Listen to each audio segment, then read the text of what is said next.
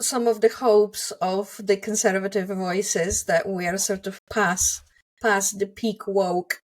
You are not buying into that, then? Yeah, so this idea is that some people like to say, "Oh, woke is a fad." This idea of cancel culture and attacks on the past and renaming things. All of this is just a temporary fad. It's a blip, like McCarthyism. It's going to be gone. I think that's hopelessly naive.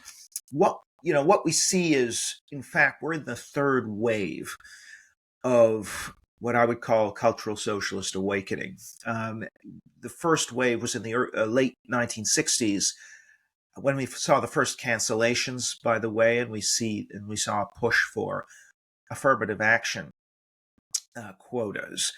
Then in the late 80s and early 90s, when I went to university, we saw the second wave, which was all about political correctness, speech codes, minority self-esteem, Western civilization, dead white males has to go. All of that stuff was happening in the late 80s and early 90s. Now, at that time, there was an interview on a major U.S. news program called the McNeil-Lehrer NewsHour, where Dinesh D'Souza, conservative, was being interviewed. He's a young man at the time, by Robert McNeil, who said, well, people are making fun of political correctness and the excesses in the newspapers.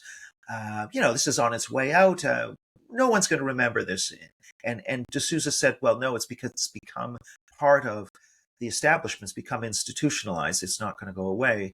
And he was right, actually, because in the mid-2010s, it came roaring back, bigger than ever. And actually, in between the second wave and the third wave, actually, you could see significant activity.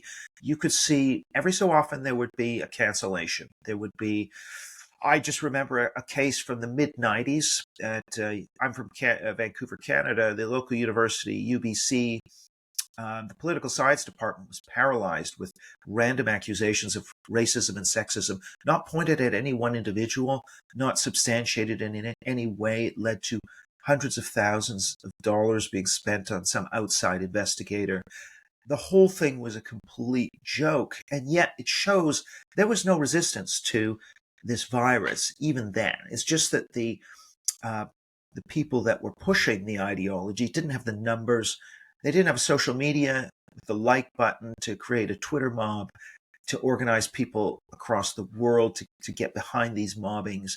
So you didn't have the technology, perhaps, to spread this stuff. The other thing you didn't have was a news media that ran on clicks.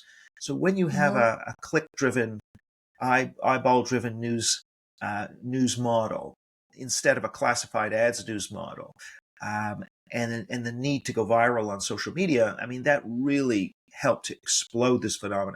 So it wasn't just people taking gender studies, which was always crazy and had been crazy for decades.